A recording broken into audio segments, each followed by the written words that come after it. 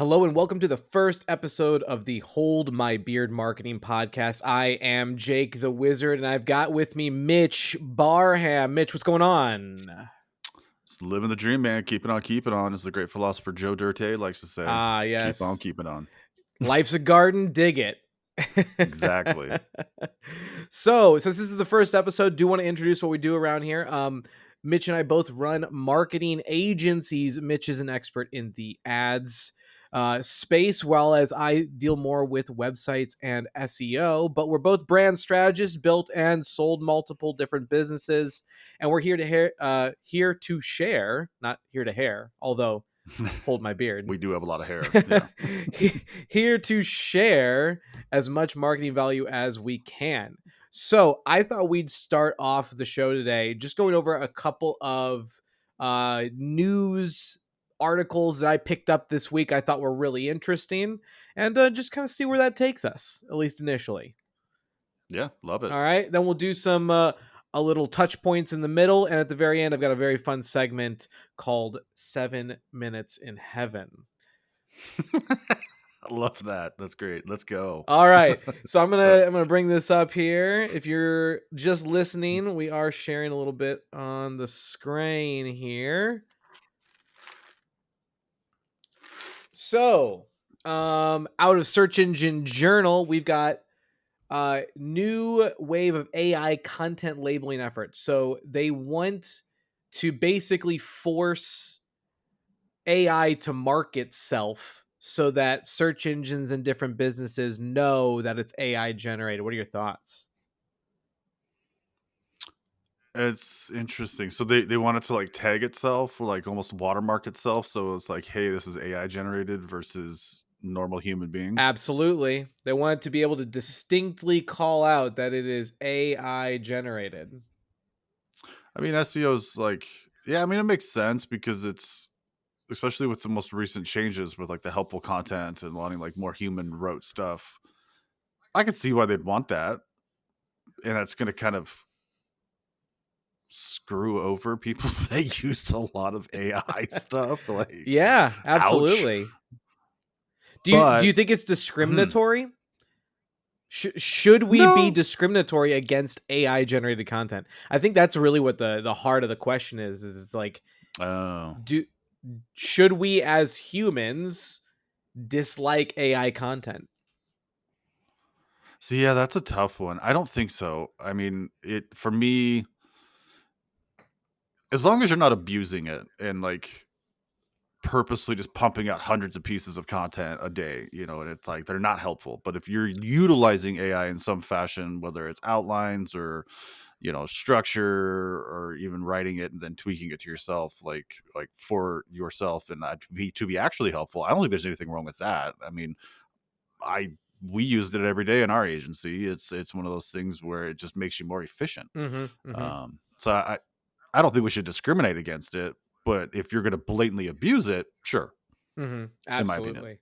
Yeah, I tend to agree with you. In fact, I've been throwing around this idea conversationally with a couple of my friends about a pay-to-play search engine where you pay for the number of pages you get to have indexed. Oh, that'd be interesting. So that way we really cut down on the spam level content. So all right. Well, next one I got here, LinkedIn's most effective posting strategies. This was posted over on Search Engine Land. Thought it was some really interesting report here. Let me pull up the full report. So basically they're saying engagement rate's been going up on LinkedIn. Multi-image posts generate the highest amount of likes and comments. Thoughts on that as the ad man? Not surprised. I mean, it's just like Instagram, and Facebook, multi-image. I've even seen that they're amplifying short form video over there more because they want to, like, they're just getting crushed by like Instagram and TikTok. So Absolutely. they have to do something, and it's how I feel about LinkedIn. Like, it's kind of a clunky platform. I feel like it's a lot of the posts are just like self-proclamation, like, look at me, I'm so awesome. But I'm really not surprised. I mean, it's everything eventually migrates to other platforms of what people like. Absolutely. I mean, that's like almost perfect for like the Instagram carousel stuff, carousel images. Those perform way better. Videos being the most shared content. I mean, just backs up exactly what you just said. Mhm. Brands are posting more. Polls generate highest impression rate. That's interesting. Yeah. Polls. I guess I again, I mean it's engagement, hmm right? So they're engaging with the post, therefore the algorithm's like, "Oh, hey, people like this, let's push it out more." And so then it's going to get more impressions just naturally. So it's kind of it's interesting though how LinkedIn is like it's so far behind all the other platforms, but like it's turning into more of like OG Facebook. Like I mean, we're talking like OG Facebook, you know what I Yeah. mean? Yeah, absolutely. The key Huh. takeaways here for the all the data. Probably could have guessed these from before scrolling the article. Multi-image posts, make videos, interact with audience, keep things short. Like, What? You have to interact with your people? yeah, That's that's so surprisingly, shocking. I That's know, weird. right? Um, so Build a community? No. oh, classic researchers. Let me tell you what you already know and call it data science. Um, Literally. you'll like this one. YouTube shopping updates. YouTube Ooh. is expanding their shopping update for shopping creators. So, more opportunities to promote products on YouTube. Love it. So I'm sure I mean, you. they have to. TikTok Shop is crushing everything, Oh my goodness. but while TikTok Shop is crushing everything, and TikTok is like straight up coming for everybody. There's another, I don't know, it might maybe it's in your new stuff, but they're coming for everybody. Oh yeah. If it doesn't get banned, they're coming for everybody. And so like they're in direct competition with, YouTube, and the shop feature really helped amplify or propel even Facebook shop, even though it had been around forever. Now, so it makes sense for YouTube to add in shopping because people can push products, post more, affiliate links, all that stuff. Like I'd love it. I don't know what your question was going to be, but I love it. Well, I wanted to get your take on this one. This is a little psychology bit. Ads served on retailers' websites twice as likely to influence U.S. shoppers. Interesting. So,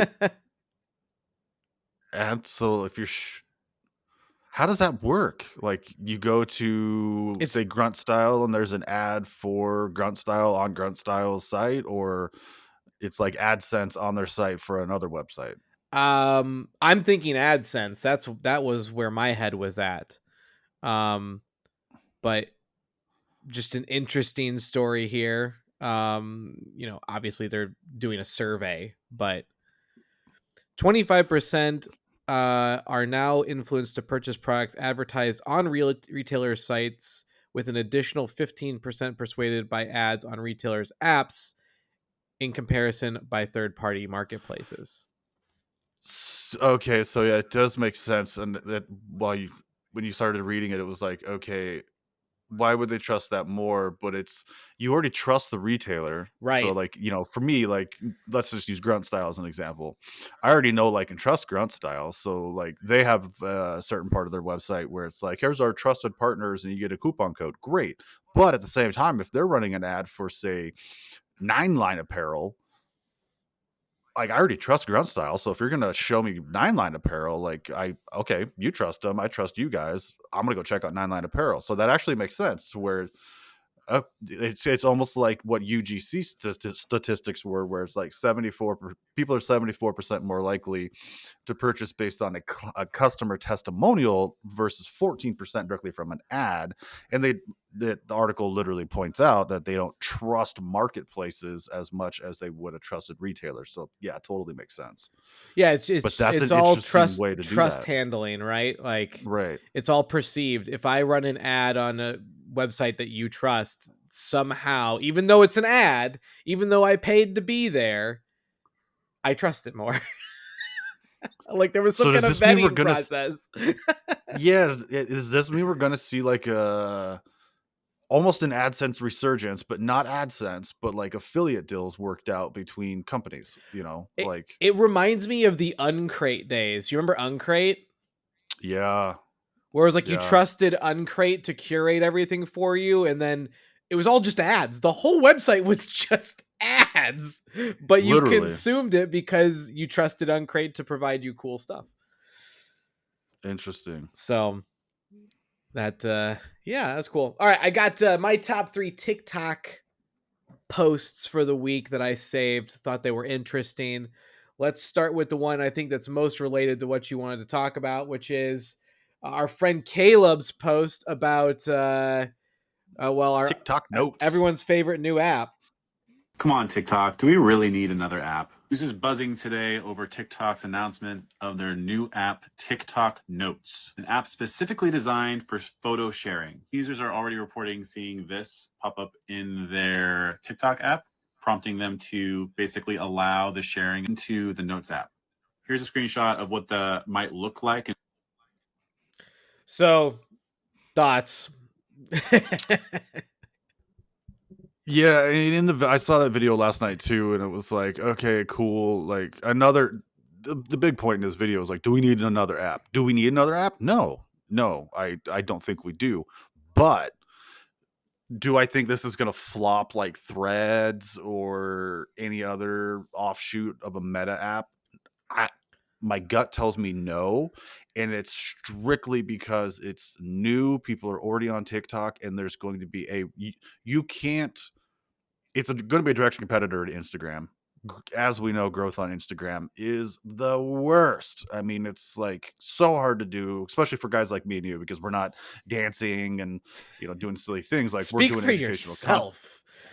Well, I can't dance. I mean, it's like the beard only gets me so far, But um, God, if I tried to dance, it'd be horrible. I'd probably like blow a hip out. I'm so old. But I personally believe that there will be a mad dash for followers because it's ripe for the taking. It's going to be, I think, in people's minds, kind of like TikTok pre-COVID or like in the heart of COVID when it was like it was ripe for the taking. You could gain huge followers. So part of me is like, it makes sense. They're coming for Instagram because the biggest complaint for Instagram is none of us can get like you can't grow. And their algorithm, they're all over the place. Like what they want you to do, what they don't want you to do. I think it's going to be big. I don't think it'll flop. I could be wrong. What do you think? My personal opinion is why didn't we just get a tab? Let's just get a following, like make the following tab combine stills and videos into one tab. I mean, that's pretty much what the Instagram home scroll is right now. Is it's a blend Right. of reels and posts of the people you follow, which is that's literally all we want. Is just I want to be able to see maybe hidden content is the right word for the people that I Mm. follow. Like there's the videos that go out, but then there's this pocket of I follow this person, I'm getting extra value for following them. I think that might have been a better approach rather than another downloadable that I have to change between and upload. I wonder though if the reason they're doing the separate app is because remember they did start a little push on like post pictures and carousels and like that. But I think that for me it was annoying to kind of run into those because you're used to TikTok being a video app, and then all of a sudden it's like, oh, there's images and I got to scroll through. Like, nah, I'm good. Like, just tell me. So maybe they found some pushback with that where they're like, okay, people will post it, but on the main app, like they're not doing that great, and the pushback was bad. Hmm. I don't know. It'd be kind of I interesting. would have been fine with another tab, to be honest, and just keep the photos and carousels out of the For You page and give me the following tab should have all that stuff. Yeah. My gut tells me they'll end up doing what Instagram did with Threads, is where now it's in your Instagram feed. Like Alex Hermosi posted a thread, or Jake posted a new thread you might like, and you click it, and then it takes you to Threads. So I don't know. This will be interesting, but I don't think it'll flop. You know, it's going to be a pain in the butt. I do agree. It'll be a pain in the butt to have a separate app, but just the concept, it's going to explode. But Threads also exploded right out of the gate and then quickly died off. Yeah. I mean, I guess we'll just end up seeing how it manifests because Yeah. it's all speculative, but somebody's going to use it and they're going to get big on it. And then that will be it. Just like And then every they'll other let us platform. advertise on it. And as marketers do, we'll ruin it. Absolutely. Oh, there's people here? Let me come spin my sign. Yeah, 100%. Oh my God, I'm totally doing a video doing that now.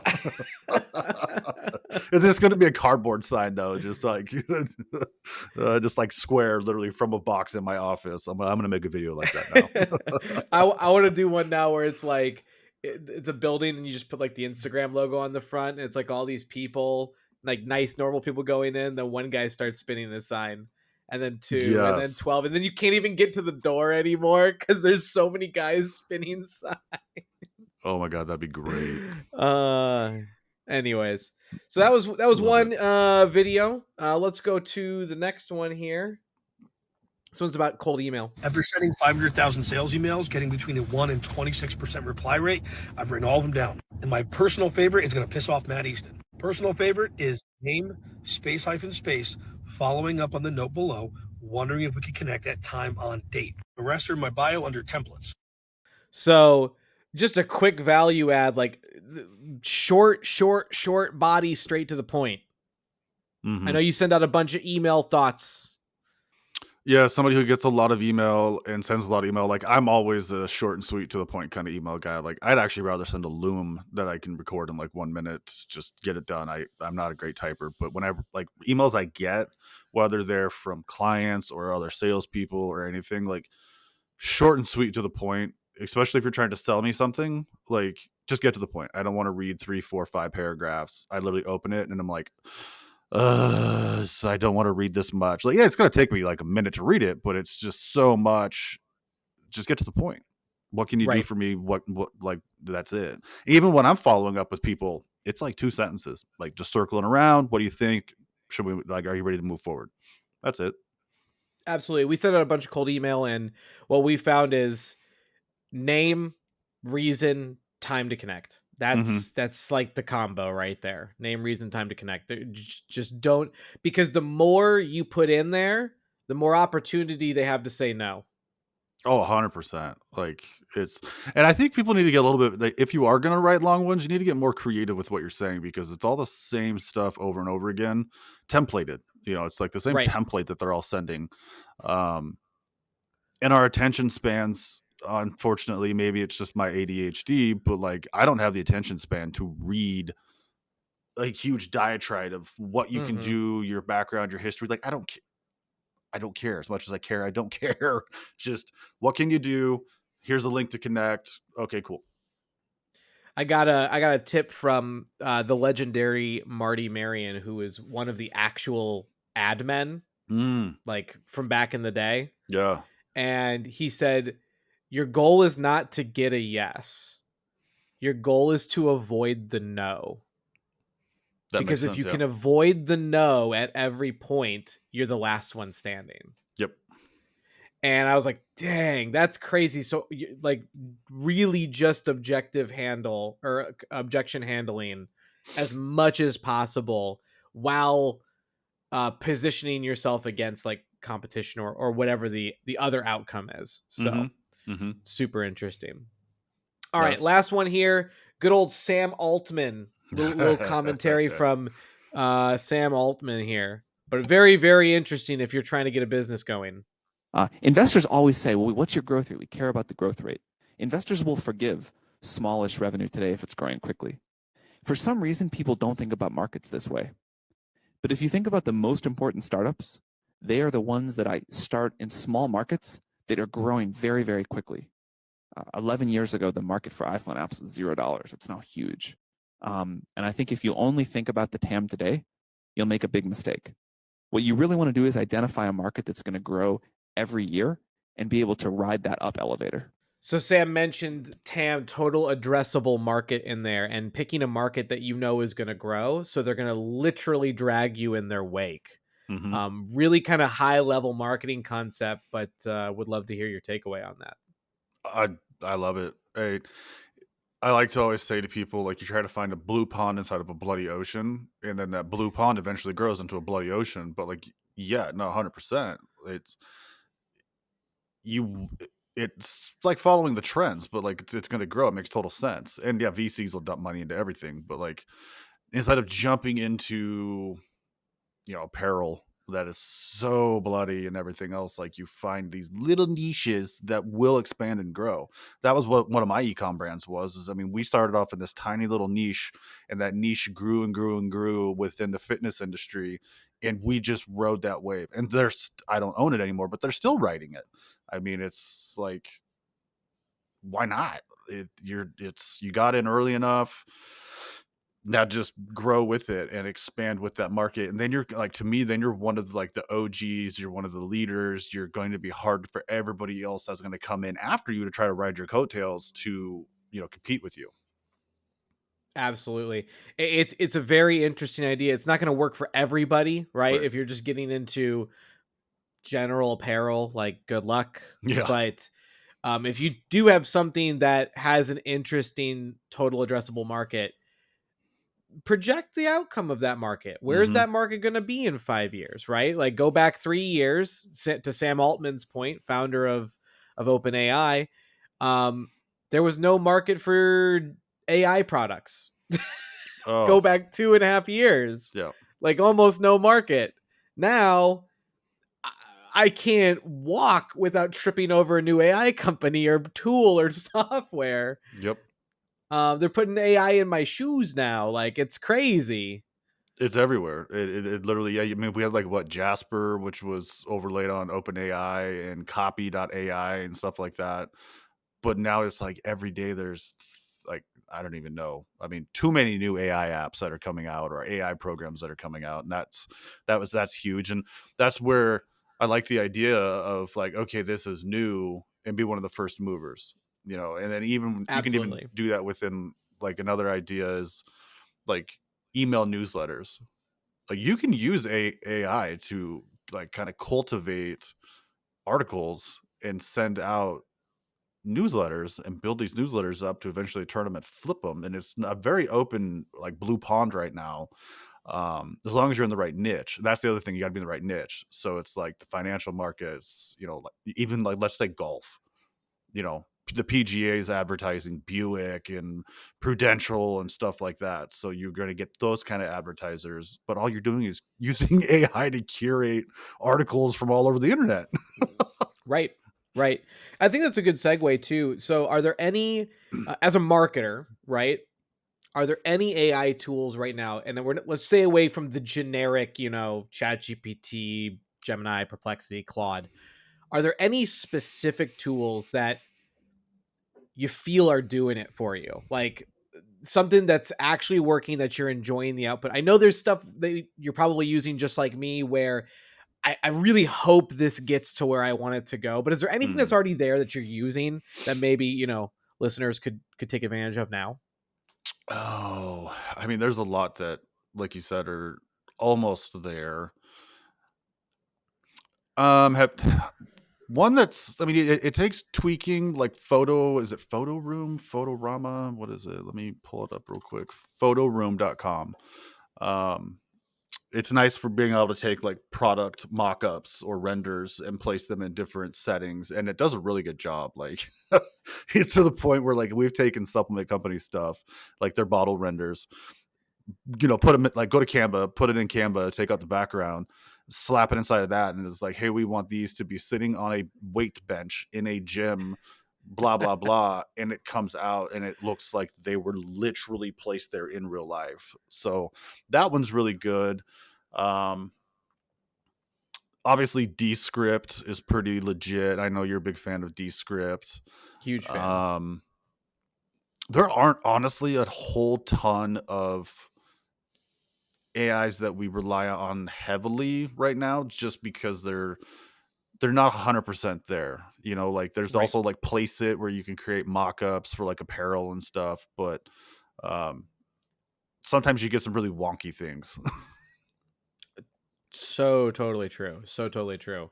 Yeah, I would say my outside of just the general chat tools and integrating them with Zapier, which I do extensively. I've got some madhouse combinations of stuff that I've built in Zapier. But my favorite AI tool is Reclaim AI, which is a calendar management tool. I need that. It is fantastic. And what you do in it is you set up habits and you say, this is how often I want the habits to happen. Here's how long they can take. And you can put a window, 15 minutes to an hour. And you can set it by priority. And what it will do is it will fill in your calendar with your habits, but it will leave them open. So if somebody still needs to schedule on your calendar, it could move it if there's still a new spot for it available. And so it's constantly shuffling my calendar to make sure I get like my TikTok lives in. I have recording time every day. I always black out an hour for actual, web and SEO work stuff. So When you say blackout, you're not really like love blacking that. out drunk, right? No. It's not a hold my beard kind of situation. I mean, I do go into a fugue state and work, but Yeah. But yeah, I would say like of all the AI tools I'm using, that's the one where I consistently go, man, I really love this thing.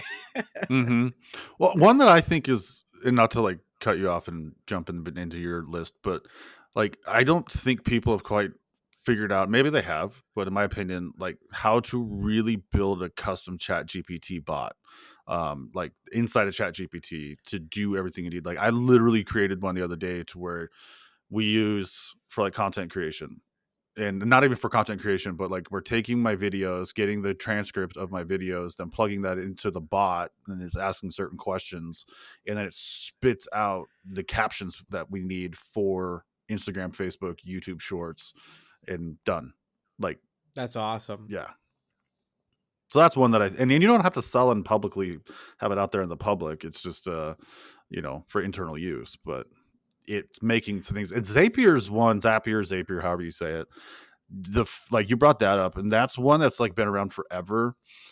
But what it has turned, the evolution of it, like even onboarding for new clients for us, the minute you hit a certain step, it immediately creates your section in ClickUp. It immediately creates your Google Drive. It initiates everything. So now we don't have to like go build this stuff out and create it and handle it. It's instantaneous.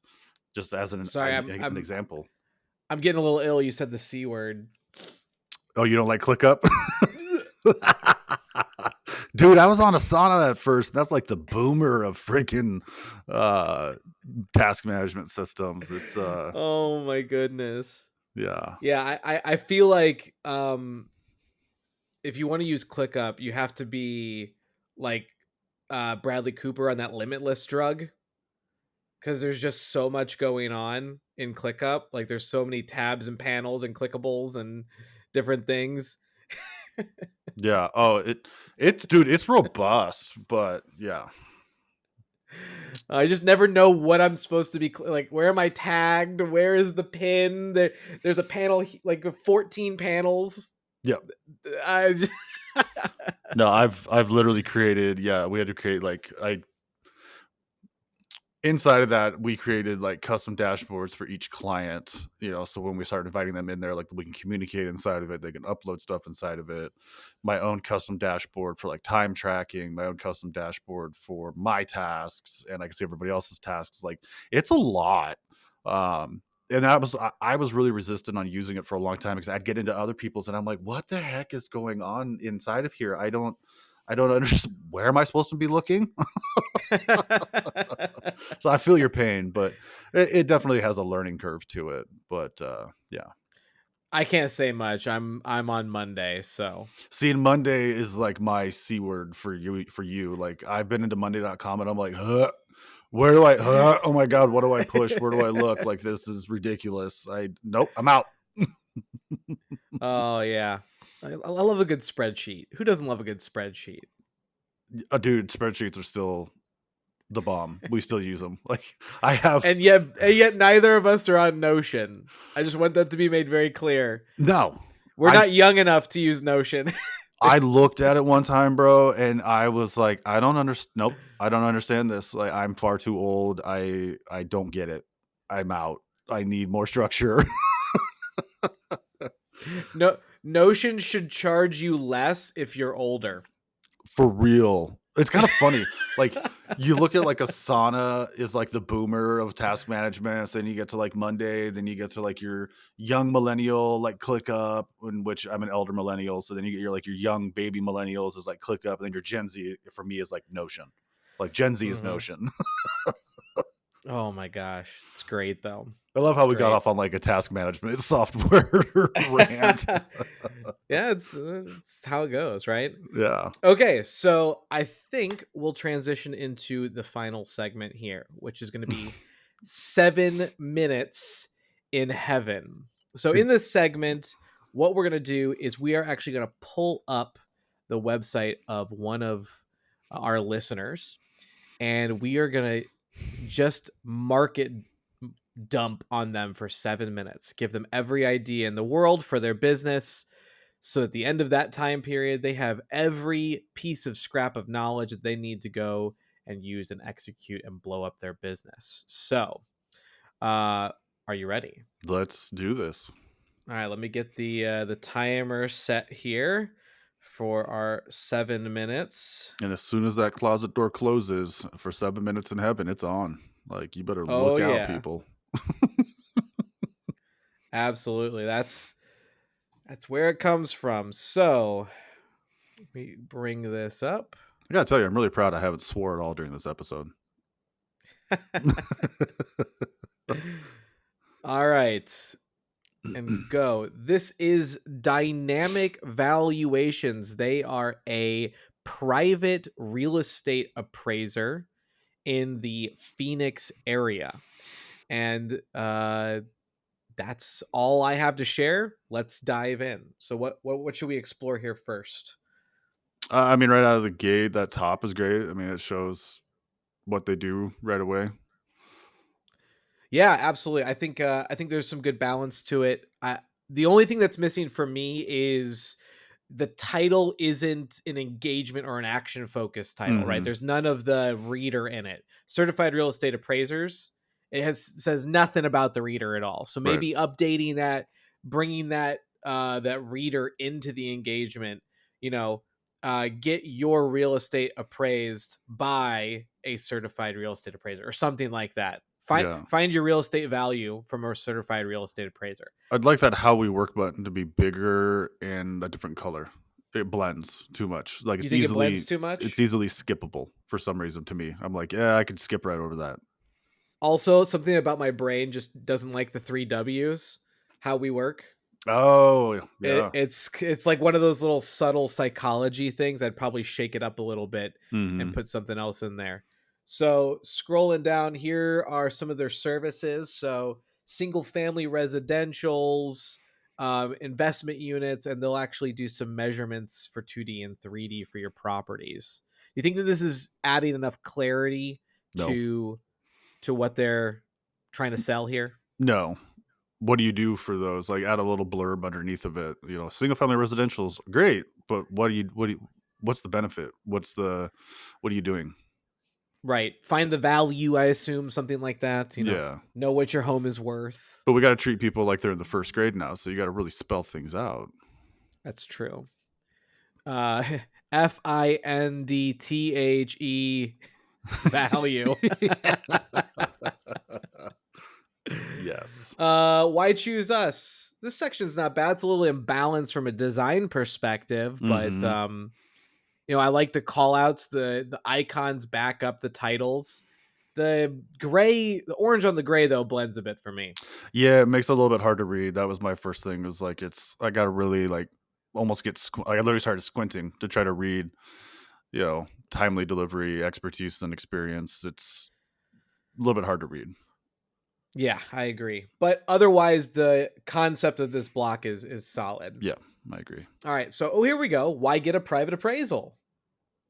And we'll mouse over. Looks like when we mouse over, we get more detail. Nice. Do you think we need a call out that says mouse over for more detail right underneath the top title? Probably not a bad idea. 'Cause people might hover over it and then be like, "Oh, cool." My big question is what does it do on mobile? Because most traffic is mobile, right? So does it do that on mobile? Does Yeah, it it's a good show question. does it show the extra value that it flips over to on mobile without having to click it? That kind of stuff? I'm not sure. We'd have to dig into that, but that's a good call out. I'll bet you if I know this particular type of coding, this is called a tap card.